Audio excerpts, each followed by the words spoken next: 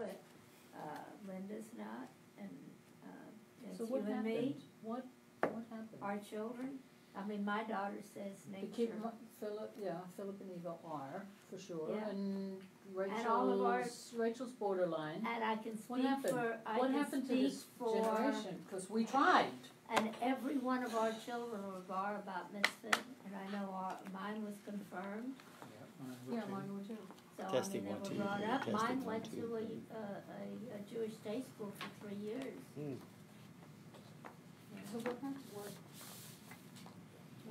Well, I'll tell you, my called oldest son assimilation. simply says It's called. they I don't. think He doesn't so. like the organization of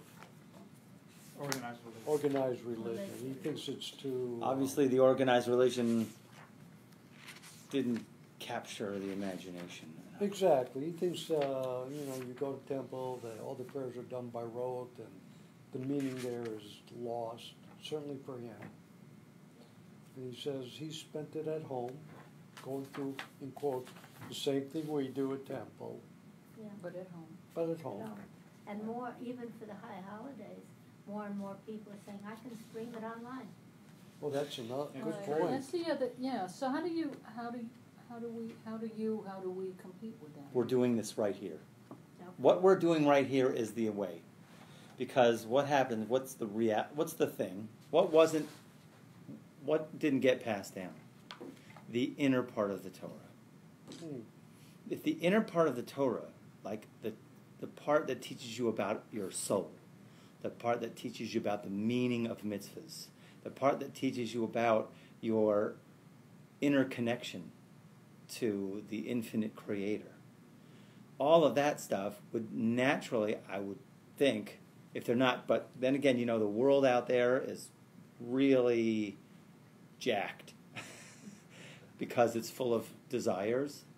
How do we compete with Disney? Yeah, really. What are they offering? Because they're offering a lot right here and now. And what we're offering is something about meaning.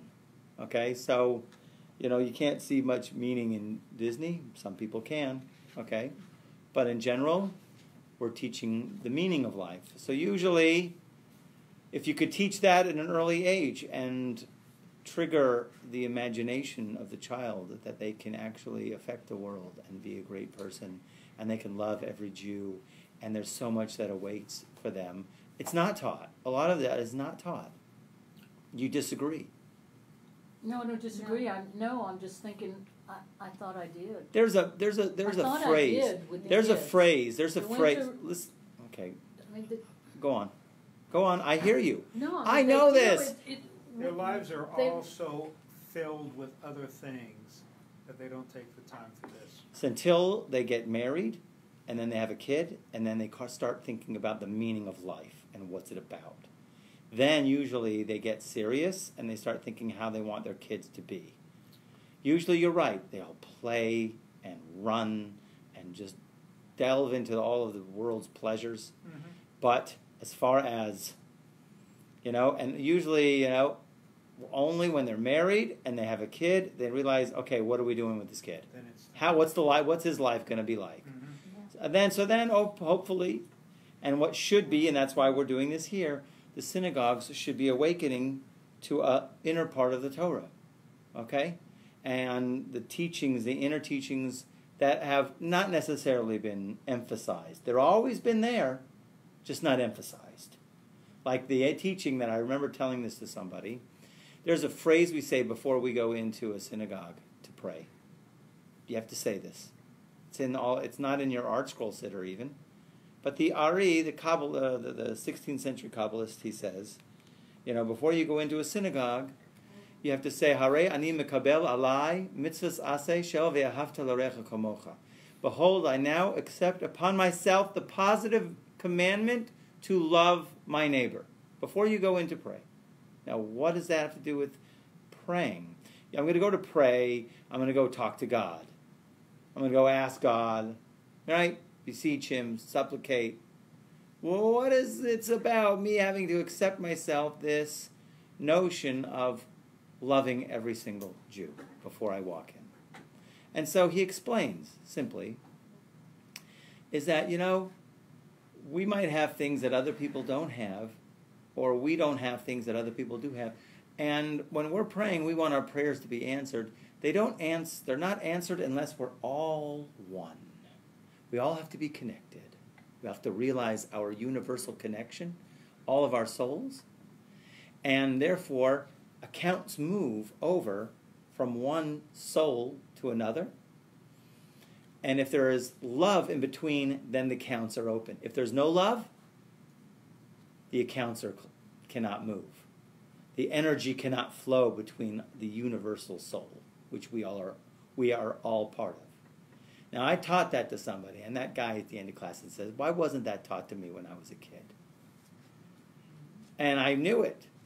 And and okay, now we have to start. Okay? Everything what is done. We have to move forward. And we have to become ambassadors of teaching the inner parts of the Torah, the things that have a deep meaning, and give over the meaning of life. Because what it's about now, after you run after Disney for how long, eventually you'll say, well, what's the meaning of life? You know? And hopefully you'll start to seek. Okay? And that's really what the Baal Shem Tov did. Okay? He introduced to people, he reintroduced principles that were already there. It's just they weren't emphasized. And they didn't have any relevance to people. And as a matter of fact, the time that he appeared, there was a big difference, there was a big rift between the learned, the scholars, and the rest of the people, right? The water carriers, the wood choppers, right? As a matter of fact, there were some people who, God forbid, looked down upon the people who weren't scholars. Okay? I'm going to tell you a great story. You're just in time for a great story. Just come sit down. Come and sit for a little, please. So the Baal Shem Tov, and then you can leave right after the story. So that'll give you a 5 minute, and then you can go. Okay? So the Baal Shem Tov, in the first part of his life, he wasn't revealed till later. But he was included in one of these secret societies of these Kabbalists who would go around and they would try to help people and, inspire people, console people. But they would go around in peasant clothes. So the Baal Shem Tov, once he goes to Kamelnik, the Podolia, right, at a certain town, he appears one early in the morning, he's leaning up against, I don't know, a lamppost, if they had lampposts then or whatever. And he lit his pipe early in the morning as people are going to work. And he's dressed in peasant clothes. And all of a sudden these two guys are walking and he engages in a conversation with them, talking about whatever have you, two guys, and then he started telling stories. And then people would come, and all of a sudden then there's a big crowd, and he would tell a story, right? And here's one of the stories that he would tell, okay? It's a great story for all of humanity, okay? He tells a story that once upon a time there was this guy, he was a porter. Porter means, he married, he had a lot of kids, and his job was a porter, which means basically, I think we call that schlepping? Yeah. Okay. Carry bags, water, wood, whatever his job was, back-breaking. Okay, he knew how to pray. He didn't know really the meaning of the words. He was a poor person, and he worked very hard all day, every day. He got to synagogue in the morning. Of course, he rushed through the service, hardly understanding what he did. And he'd have to rush out. And then he'd go at the end of his day, after the end of his day, he would get to synagogue. Usually he would get late, and he would be like, half asleep in the services. And then he would walk home and just see his poor plight of his family. And he would get the few grushin just for them to have a crust of bread. Meanwhile, there was another guy. This guy was supported by the community to sit and learn all day. He got to synagogue always very early, and he was able to pray a long time, right? Slowly. And then he would sit down and he would study the Talmud in depth, and then it was lunchtime, he'd go home for lunch. Never had any financial concerns. Learned and studied, go back to learning and learned. Now these two people, of course, were in the same synagogue. And at the end of the evening, they would walk together. So the porter, we'll call him Yaakov, Yankel, he would look at the scholar and he would go, this guy learns all day, prays. Oh, if I could only do that. He's so great. Maybe one day.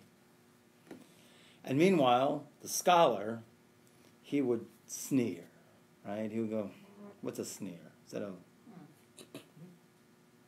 Right? He would like look going like, this poor guy.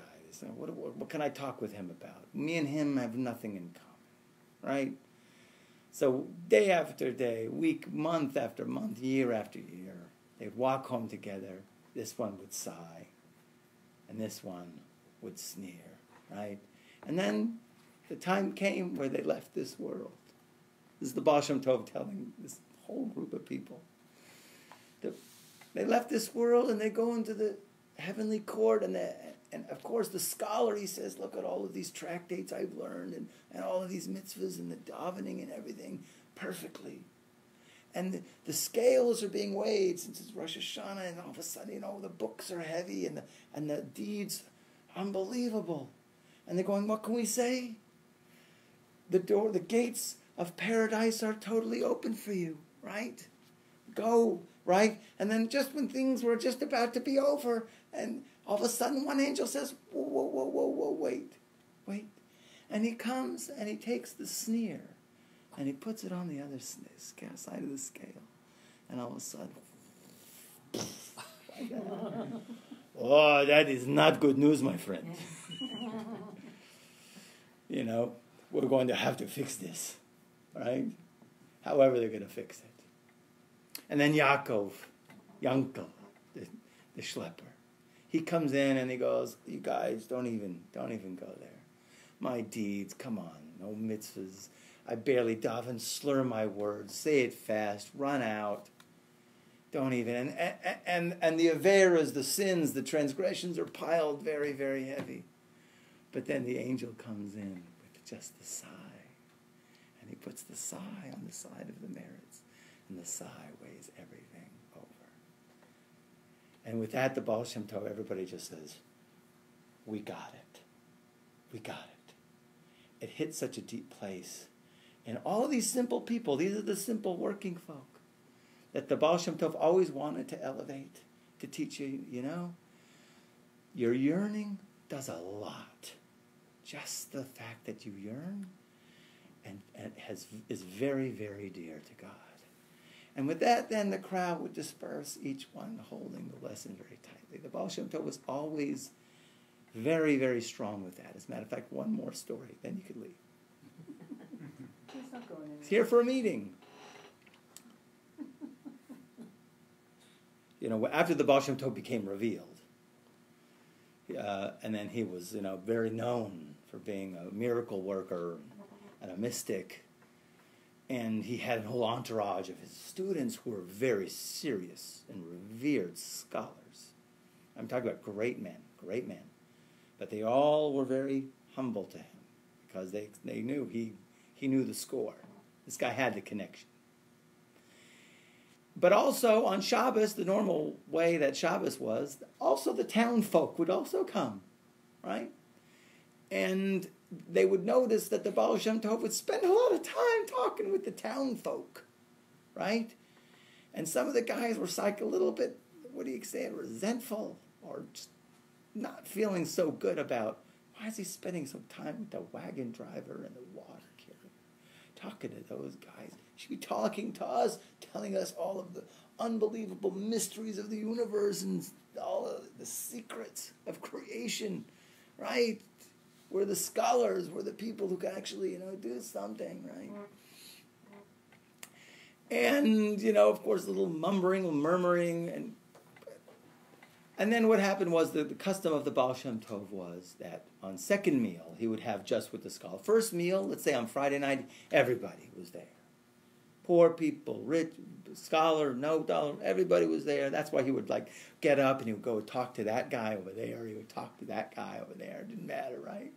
That's when they were But second meal, they were all together, just the scholars. And the other people, what you would call them, the working people, right? The non-scholars. What they would do is they would have a quick lunch and they would go to the synagogue and they would recite Tehillim or pray. So the Baal Shem Tov has got all of his entourage around the table, and he knows what's going on. Okay, he just knows. He knows these things. He says, "Okay, we're going to do a little exercise here. I'm going to show you something." He says, "I want everybody. We're going to chant a certain nigun, right? Ma ma ma ma ma ya ya ya." And they chanted for a long time. This one chant, and they got so into this chant, ma ma ma ma ma ma ma ma. And then after a while, they chanted this chant. He says, "Now everybody, I want you to take your right hand and put it on the left shoulder of your friend." And they all put it on the left shoulder of the friend as they're still chanting. And then the Baal Shem Tov, he took his hands and he put it on the hands of everybody else. And everybody just closed their eyes. And all of a sudden, they were all transported to a completely different place. Not a place where you could see, but they could hear these unbelievable melodies, these unbelievable heartfelt prayers coming from the deepest depths of human consciousness. Like, "Oh God, just to be with you, anything, God, whatever it takes, let there be no barrier between you, God, please." And these people everybody was just unbelievably, totally captivated by the prayers that they were all of a sudden hearing that came from another dimension. And they were so lofty, and they were so high, and everybody was just completely blown away, and they thought that this must be the prayers of the highest angels in the highest realm, the realm of Atzilut. And then he takes his hands off, right, and he says, "Now open your eyes. Do you know what we were just listening to? Those guys over there that were praying in that room? That's what their prayers translate in heaven. The most loftiest kind of prayers that your prayers don't even come close to." I know you guys got a little kvetch about me. I hang out with those guys, okay? I don't have a problem hanging around with those guys. End of story. Okay? The tale of the sigh and the sneer. One, never look down on anybody. That's the biggest error that a Jew can do. Never. Because you just don't know who they are. Right? And of course the sigh, that's the Torah here. If you turn to page 25. It's a great one here. Page 18, it's Torah 25, page 18. So it begins like this, okay? It begins like this. The Baal Shem Tov, so it reads, Ka'asher yodea ha'adam nig'ei levavo. That's the Hebrew. It's an interesting language. When a man knows, and here he says, when a person becomes aware of what deeply ails him. It's the Hebrew is from the root of a nega. Nega, nun gimel ayin, right? Is like a tsaras. It's like a plague. Okay, they used to have in the desert, as we know, they had this kind of leprous kind of skin ailment that a person would have to go out of the camps if they were to get. Same root of a nega, right? The Cohen would check it, and either the person had to be closed up for 7 days, or maybe he was clean, or he was instantly declared unclean and he had to go in time out. It's time out. They had time out in the Bible days. They had to go out of the camp, sit alone. You can't sit with the other lepers. It's not a little leper colony where you can have your little ice cream. Okay? No. Yeah, sit alone because you have to think about what you did. Okay? You and God. But here, negai levavo, it's in the heart. Okay? I'm just giving you the Hebrew. Shu chole hanefesh. A person has a sickness in his soul. Okay? So it says when a person knows. Here it says becomes aware of. Here's when you know what deeply ails him, of the fact that he is spiritually ill. And how do they translate spiritually ill? And that is, his mind is constricted in what's called katnut, or immature intellect. This is the very aware. Okay, so that's first of all, what is immature intellect? Okay? Everybody's got a level of it. We all have it. Otherwise, you wouldn't be in this world. It says that the evil inclination comes into a person when? Does anybody know? They ask in the Talmud, when does the evil inclination come into a person?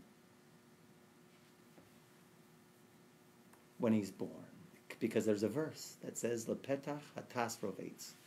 Sin crouches at the door. The door is the womb.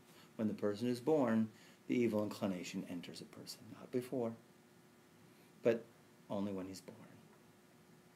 When does the good urge enter into a person? This is bizarre. Conception. No. I would guess so. I think it's later. 12 for a girl and 13 for a boy. Bar mitzvah. That's when the good urge comes in. Meaning the small sense of maturity. We call it dot, the ability to discern. Okay? Really, it's always there. So this is an interesting kind of dynamic here. The evil inclination comes born, and then the good urge doesn't come until years later. What's with that? What's that about? So King Solomon, and there's a great proverb which says, better is a poor wise child than an old foolish king. And basically this is the description in the formula level of the good urge and the evil urge. The evil urge is called the old foolish king. He's old because he's been around at least 12 or 13 years before the good urge comes. He's the king because really he has the ability to call the shots, because he basically tells the immature intellect, go for it now. Go for the ice cream now. Go for the candy now. You want now. Kids want now. Some CEOs want now too, right? Sometimes. But usually the good urge, okay, so the evil urge is called the old foolish king. Foolish because it only wants now. It doesn't see that maybe if it waits, there'll be something good later on, right? And he's basically got 13 years to set up a kingdom of how this child is going to perceive the world. They could be a really sweet child. That doesn't mean all child is evil, okay? It just means that in the psyche of a person, it sets up a certain way, and with the parents and also the help of the environment and the teachers and the friends, it sets up a certain system, puts fears here, right? Lots of fears, right? Yeah, fears, and then desires over here, and all kinds of whatever false kind of things and fantasies here, and it sets it all up, a whole kingdom, a whole network, and how to react when this happens, how to react when that happens, right? Basically, what you call it, your whole system of stimulus and response. And then comes the poor wise child, 12 or 13, he's got to take over the kingdom, right? He's poor because what is he offering? The poor wise child, because he's wise, he understands that, something? Good things comes to those. Sometimes you have to hold back for now and work now and get it later. You have to work for it, And then you'll get it later. And then it'll be a better reward. It'll be a better experience, right? Not everything has to be here and now. So really the evil inclination, it doesn't have much to offer right now. But it can offer later. It's poor wise because, of course, what's later is much greater because it's spirituality. And it's a child because he's new, right? Poor wise child. So here it comes. The immature intellect has a full 13 years to head start. And then comes the mature intellect, and hopefully through Torah, mitzvahs, and proper education, the person will be able to untangle step by step whatever is messed up in the person's mind, right? Meanwhile, thank God, we can be aware of all of the places where all of a sudden something happens and we turn into a 2-year-old child. Happens to me. My wife she's great with it. She gets me into that 2-year-old child in a snap, right? She's amazing, right? Okay? Thank God. Thank God. Greatest coach ever, okay? And, or just things happen all the time, right? My car got flooded all of a sudden, you know, and I wanted to blame her because we took this car. If we would have taken the van, it wouldn't have happened. And blah, blah, blah. And I saw myself a 2-year-old child. Rabbi, Yeah. so are you saying that that the evil inclination comes in when it's I want it now, it's immediate gratification, and the wise comes in when you have the concept of deferred gratification. You don't have to have it now. You can put it aside and you can wait. It's in a basic sense. Wouldn't you agree? I'm not arguing. Yeah. That's the basic. Yes, that's the basic sense of it. Correct. Because we look at the wisdom. If you look at the universe, we're passing through. Our lives are like the shadow of a bird in flight. It's fast. We can all look around the table. We can say it's been fast. I thought I was 20, you know, just a couple days ago. It's not. You know, I look at Clint Eastwood's face and I go like, Oh, wow. How did that happen? okay. Yeah, right. You know, I'm like, that's not the Clint that I was raised with. Okay, That's not so Robert Clint. you know, so yes, spirituality. We're here for spirituality. That's what the good are just trying to encourage us to. This world is not really what it's about, but of course the evil inclination is no. Here now. Yeah. So here we have an idea, or really this is like an opportunity, to become deeply aware of what is our issue, which is really called immaturity. Everything in Kabbalah, everything in prayer is about immature versus mature. It really is, if you think about it like that. Okay?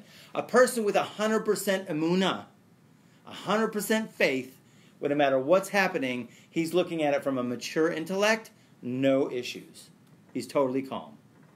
As opposed to the immature, kicks, screams, and whatever. Right? So it's always an issue, and there's like probably an infinite layers of this immature versus mature intellect. When we pray, we work to getting more, we juice up. Okay? I hate to use that phrase, but we have to, get involved and put our hearts into it. That's called feminine waters in Kabbalah. We elevate the feminine waters. God, you are the source of every single thing ever. And when we do that and we recognize that he's the source, then it awakens up in heaven a bestowal from above. That bestowal from above is in the form of mature intellect. So we raise our katnut and comes back down gadlut. Okay, it's a transformation. As a matter of fact, prayer should transform a person. The Vilna Gaon says, actually, when you go into a house of prayer, right, and you're exiting after the service, you should never exit the same door. You should exit a different door. Why? Because you are not the same person anymore. If you did it right, laddie. If you did it right. Okay? Only if you did it right. Yes, you are completely transformed. Because really, I have to say this a little bit off. Prayer is not you changing God's mind. Ever. Prayer is about you changing you. Okay?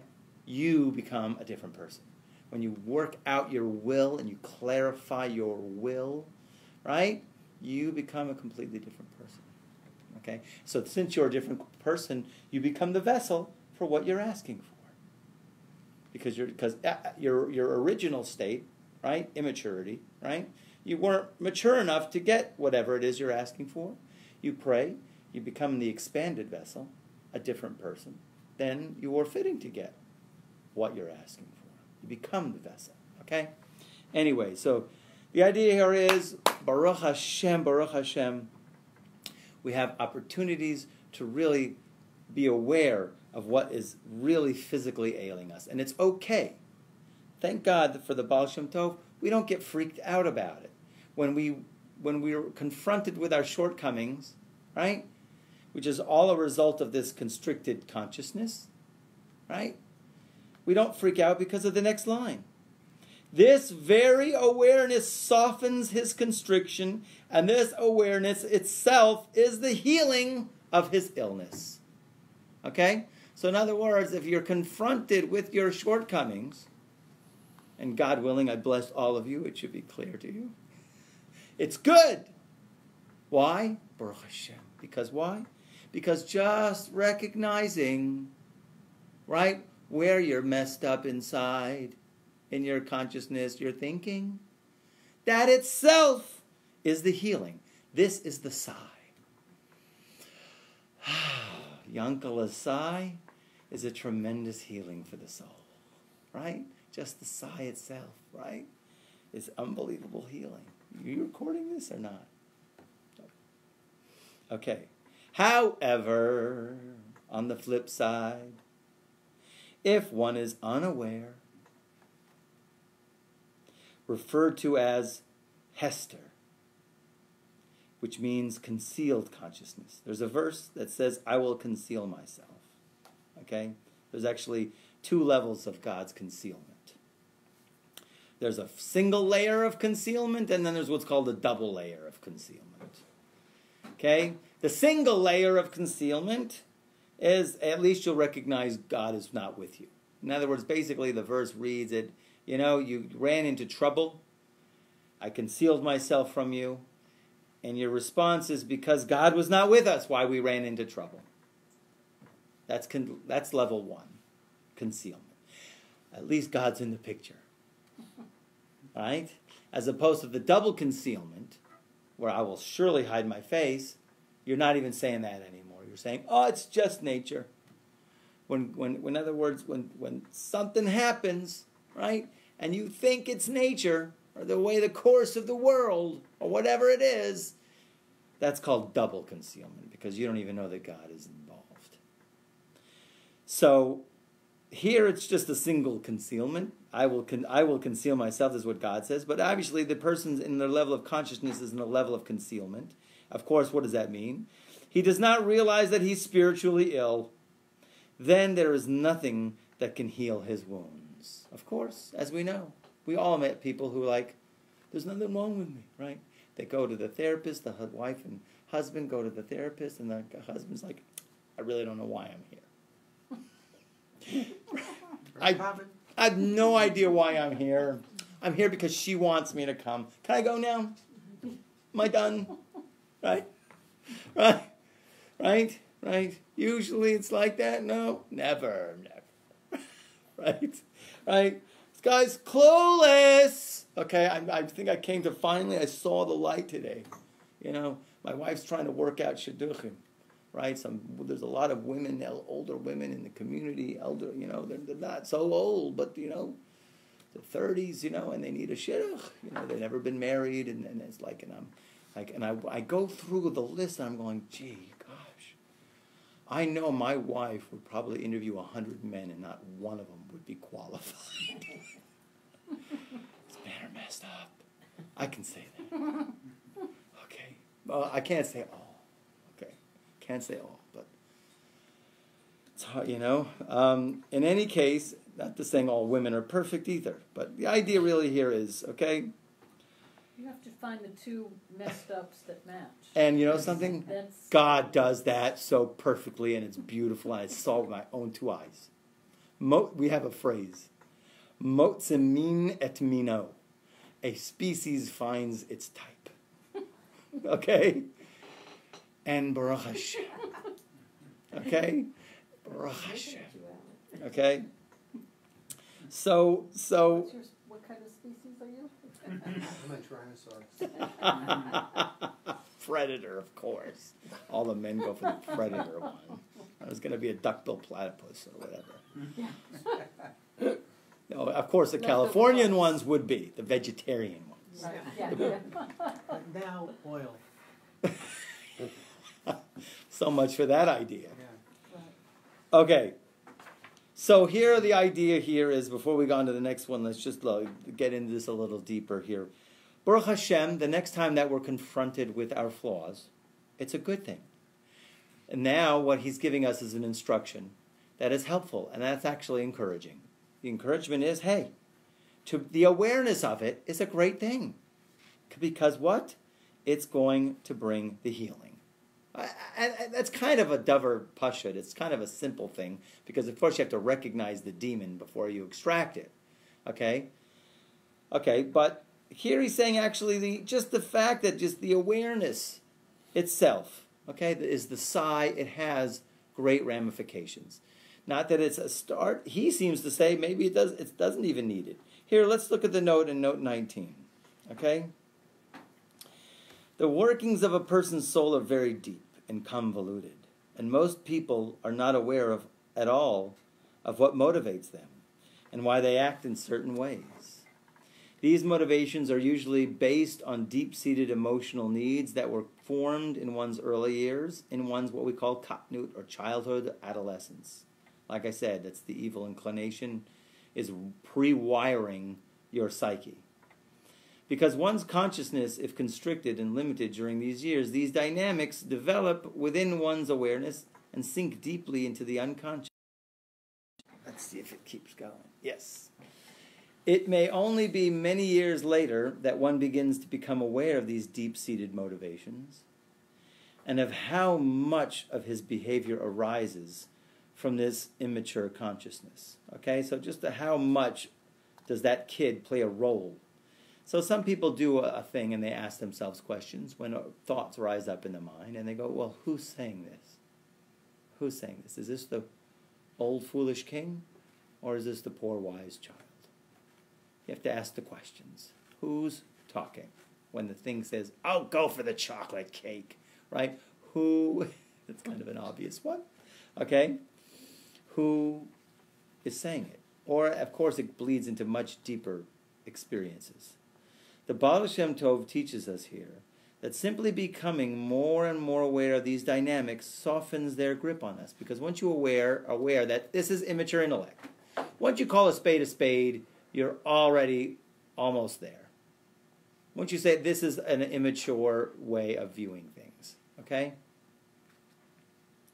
And gradually releases us from our constricted behavior patterns, revealing to us depths of soul that have previously been concealed. Aha, see, the depths of our soul are already there. I didn't say this one thing to you, okay? Just to end this off, there is no other way to heal oneself, as the Baal Shem Tov concludes. An interesting thing. In other words, just to start to be aware is a great thing. And what we do say when we confront our mochin de katnut, our immature awareness, we say, thank you, God. Okay? So instead of blaming, screaming, catch yourself and go, thank you, God, for showing me who I am, for showing me stuff that I got to work on. Thank you, God. Because if you're the guy who says, I don't know why I'm here, there's nothing for me to work on, I'm perfect, that's a harder situation. He does say here, the depths of our soul that have previously been concealed. We are taught the entire Torah while we are in the stomach of our mothers. There's a candle lit, as the Midrash says, and the Torah is being taught to us by an angel. The entire Torah, including a tour of Gan Eden and Gehenna, right? Not Disneyland. And then, of course, as the child is born, the angel slaps the person, and you've heard this before, and he forgets his learning. So they ask a question, what's the purpose of teaching him the entire Torah? If the angel slaps and he forgets, right? So they answer, when the angel is teaching him the entire Torah, he's engraving it. He's got a hammer and a chisel, and he engraves it in the stone. When he's slapped on the face and he forgets it, is covering over with dust. And the idea really here is because it's within us. There's a deep, deep, deep light that is within us that we are in the process of accessing it. And we access it, of course, through the immature intellect, okay? And to become more mature about it, to allow the inner soul to reveal itself, okay? Let's go number 26, okay? We're doing okay. The Baal Shem Tov taught. You got to go now? I'm here. Okay, cool. Since the Shekhinah, the divine presence, encompasses all worlds, the inanimate, the plant, the animal, and the human world, worlds, including all types of creatures, good and evil alike, and the Shekhinah is the absolute unity, how can two utterly opposite entities exist in one thing? For good and evil are a complete antithesis to each other, while the Shekhinah is an undifferentiated one. So the question here is the Shekhinah. What is the Shekhinah? Shekhinah is literally translated to the divine presence. Okay? So the idea really is, it goes back into God. When He created the world, He, so to speak, constricted Himself, and wherever, He had to make a space for the world to exist. It's called a tzimtzum. He had to make a space for something else to exist outside of Him. What did He, So the question is that constriction, is that a literal or is that a figurative? All commentaries say it's completely figurative, completely conceptual. In other words, it's not a literal constriction. It's not God is hanging out in the end of the Andromeda strain, okay? Or outside the universe, right? God is within everything and He surrounds everything. There's no spot where God is not. The Shekhinah exists everywhere. The holy masters, when they would wake up in the morning, they were walking in the Shekhinah all day long. Their experiences was experiencing the divine presence even when they were walking in the Galleria. Not that they'd want to go to such a place. But if they had to, it was all the divine presence. As a matter of fact, the Baal Shem Tov goes to say, if a person were to pay attention throughout his day, even the seemingly mundane conversation of the Gentile on the street would enter his ears, there's something there for him to learn. Every single detail of our lives is completely orchestrated. Nothing could be less of the infinite creative intelligence who made us. He's infinite. He's in everything. He's out of everything. He's beyond everything. And He is orchestrating every single one of our experiences throughout our day for our entire lives. Every single thing He's throwing at us in order to get us to grow. Okay? It's just like there's no angel. There's no blade of grass that does not have an angel striking it, telling it to grow. So all the more so us, right, who are created to experience the infinite. Obviously, every single thing is being tailor-made for us to grow. So if you go into the marketplace and you hear somebody from the Orange Julius,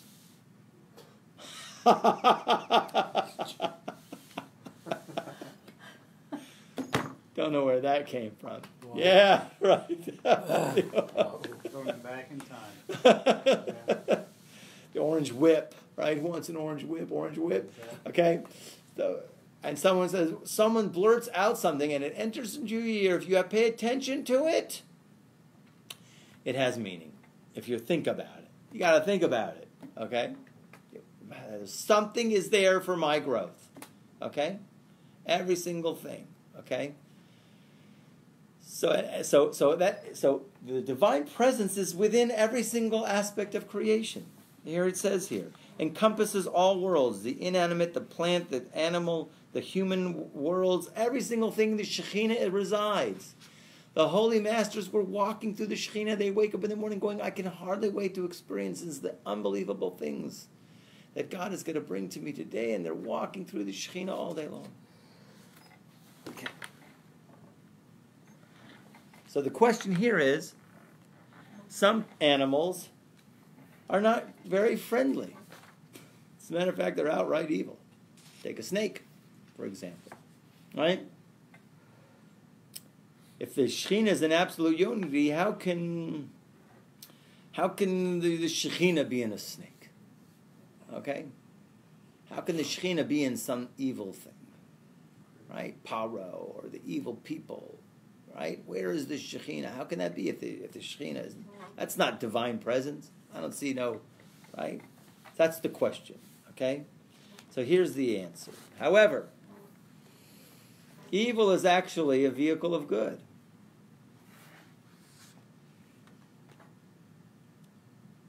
There's a how do we understand evil? The great parable that is brought in the Zohar about the king who invites a prostitute to entice us to seduce his son, the prince. He invites her and he says, this is your job. You have to try to seduce him. And then obviously he has introduced to his son, this is going to be your new personal secretary. And her job is to try to seduce him. And of course he was been educated on, the rule of nobility, right? But yet her job, and she's being paid, is to try to seduce him. Inwardly, she does not want to succeed, because she knows if she succeeds, it's bad news, right? It's a shameful situation. And she's very, very happy when she doesn't succeed. Because why? It means the king's son held to his nobility, right? But she's got to do everything she can. So she's working for God. Evil works for God. Okay? Could you believe it? Right? It's not like what some of those other religions think, that there was a fallen angel and God is at war with the fallen angel. It doesn't exist. Evil works for God. An example is when Paro pursued the Jews. Paro pursued the Jews to the Red Sea. As regarding in the verse, it says that Paro came close. Paro hikriv. Literally, he brought them close. If you would look at it literally, what happened when Paro was chasing the Jews at the Sea of Reeds and they were crying out, of course, what happened? They jumped into the sea split, right? But when Paro was chasing them, what happened? They freaked out. Look at the note there. By causing the Israelites to fear for their lives and to cry out to God, Paro was thus responsible for bringing them closer to God.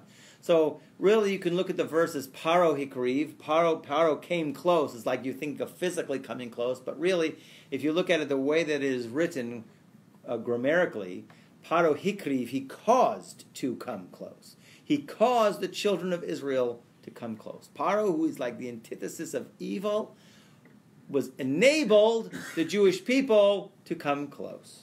Okay? Another example is when one sees how the wicked behave and then is grateful that one is not that way. I think that's kind of a low example, okay?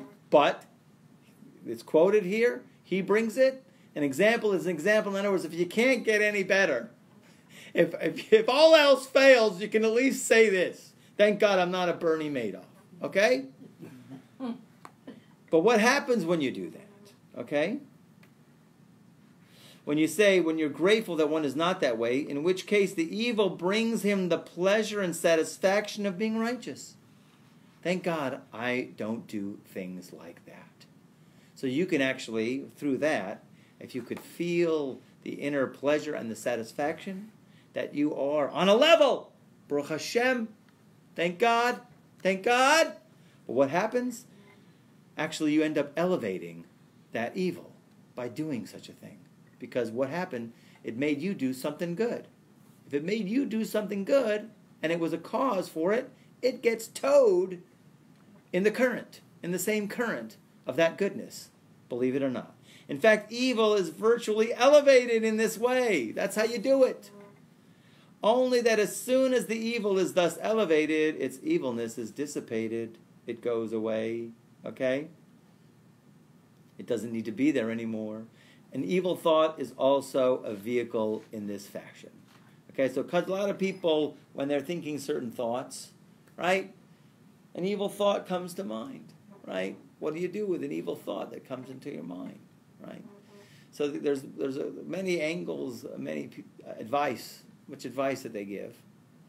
That one obviously is, if an evil thought, one is to hook it up to the sphirot. You have to know what the 10 sphirot in order to do that, right? But also you can say, it could cause you to pray to God, please God, take this sight, this thought out of my mind. When it makes you to look to God for the solution, so therefore what happens? It made you draw close, just like Paro made you draw close, okay? Okay? Also, we're going to stop here, because this kind of next section is kind of almost kind of like a little bit different, but it's a good place to stop. But here the idea was simply being said is, When confronted by evil, our job is to elevate it. We elevate evil. So we elevate it in many different ways, okay? One easy way is look to God, okay? The other way is, of course, when you look to God, also to be grateful.